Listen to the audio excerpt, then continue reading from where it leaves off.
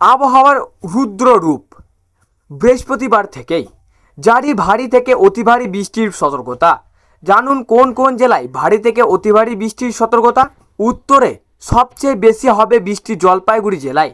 ভারী থেকে অতি ভারী বৃষ্টির সতর্কতা, কমলা সতর্কতা জারি করা হয়েছে। আবহাওয়া দপ্তরের পূর্বাভাস অনুযায়ী 7 থেকে 11 সেন্টিমিটার পর্যন্ত বৃষ্টি হতে পারে। পাশাপাশি দার্জিলিং, কালিম্পং, আলিপুরদুয়ার, কোচবিহার এবং উত্তর দিনাজপুর জেলাগুলিতেও ভারী বৃষ্টির সম্ভাবনা রয়েছে। এই জেলাগুলিতে ভারী বৃষ্টির সতর্কতা রয়েছে। অন্যদিকে দক্ষিণবঙ্গে মিলবে না স্বস্তি। বৃহস্পতিবার পুরুলিয়া, বাঁকুড়া, পশ্চিম বর্ধমান, বীরভূম এবং মুর্শিদাবাদ জেলায় হালকা থেকে মাঝারি বিক্ষিপ্ত বৃষ্টি হতে পারে। এর সঙ্গে ঘন্টায় 40 থেকে 50 কিলোমিটার বেগে দমকা হাওয়া বইতে পারে।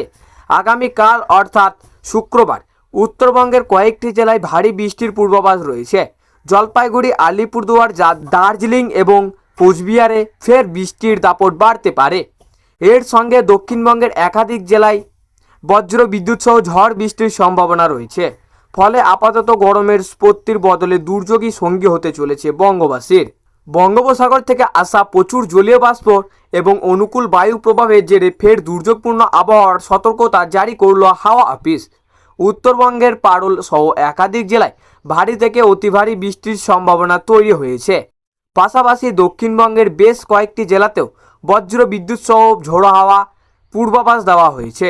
আলিপুর আবহাওয়া দপ্তরের বিশেষ বুলেটিন অনুযায়ী আজ থেকে আগামী কয়েকদিন উত্তরবঙ্গের পাহাড় ও সমতল দুই জায়গাতেই বৃষ্টির দাপট বাড়বে। অন্যদিকে দক্ষিণবঙ্গের আকাশও মেঘলা থাকবে এবং একাধিক জেলায় ঝড় বৃষ্টির সম্ভাবনা রয়েছে। হাওয়া অফিস জানিয়েছে উত্তরবঙ্গের কয়েকটি জেলায় আগামী 14 মে পর্যন্ত দুর্যোগপূর্ণ আবহাওয়া বজায় থাকতে পারে। পাশাপাশি উত্তরবঙ্গের প্রায় সব জেলাগুলিতেই বজ্র বিদ্যুৎ সহ 40 থেকে 50 কিলোমিটার গতিবেগে ঝোড়ো হাওয়া বইতে পারে বলেই সতর্ক করেছে আবহাওয়া দপ্তর।